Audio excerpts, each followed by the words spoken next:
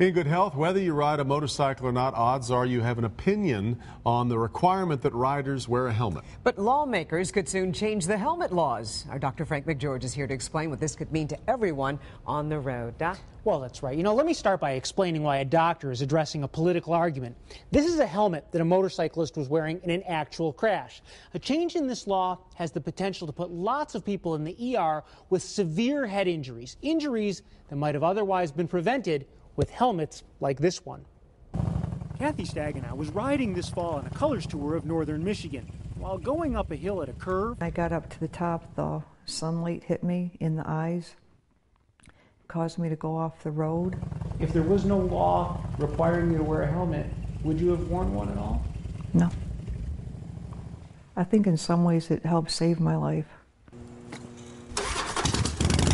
Dr. Randy Jancic, a trauma surgeon at Beaumont Hospital, is an experienced motorcycle rider. I've been riding since I was 4 years old. And he sees both sides of the helmet argument. It's definitely fun to ride a motorcycle without a helmet, to feel the breeze in your hair. But his opinion on the need for helmets is firm, based on treating many injured motorcyclists over the years. You will have more severe injuries if you're not wearing your helmet. You're more likely to have that severe injury. You're more likely to die. Michigan ABATE, American Bikers Aim Toward Education, sees things differently.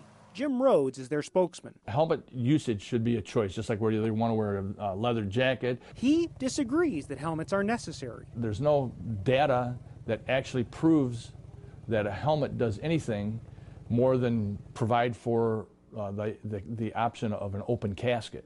And he supplies data to Michigan legislators refuting major studies indicating helmets matter. For example, if all this supposed data were viable, you wouldn't have people like a county coroner saying that helmets do nothing to stop closed head injuries. He's referring to Dr. L.J. Dragovic, the Oakland County medical examiner.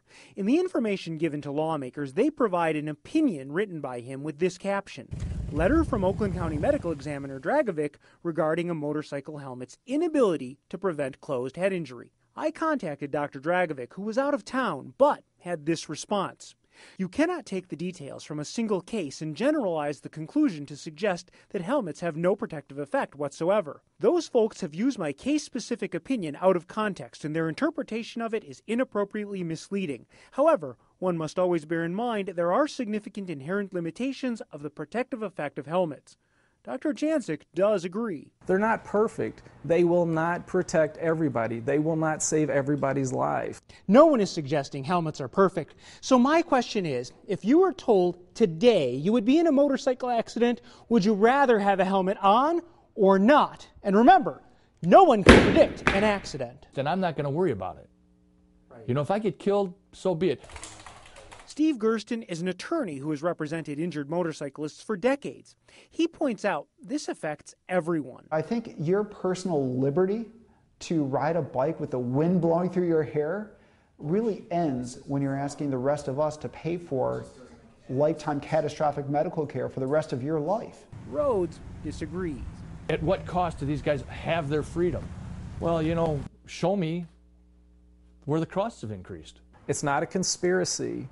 The United States landed on the moon. The Holocaust was real. Smoking kills. Wearing a seatbelt saves lives. Wearing a helmet saves lives. It's just fact. I guess for me, I'm thankful that I had to wear it. Now, politically speaking, at this point, there are enough votes in the legislature to pass a change in helmet requirements to the governor. Now, he hasn't decided or indicated what his response will be. However, if he does not actively veto it once it reaches his desk, it will most likely become law. All right, so it's not completely decided then? Well, nearly, and that's why it's so important that anyone that has an opinion contact their legislator and, more importantly, the governor's office so that they are heard. Otherwise, it's action by inaction.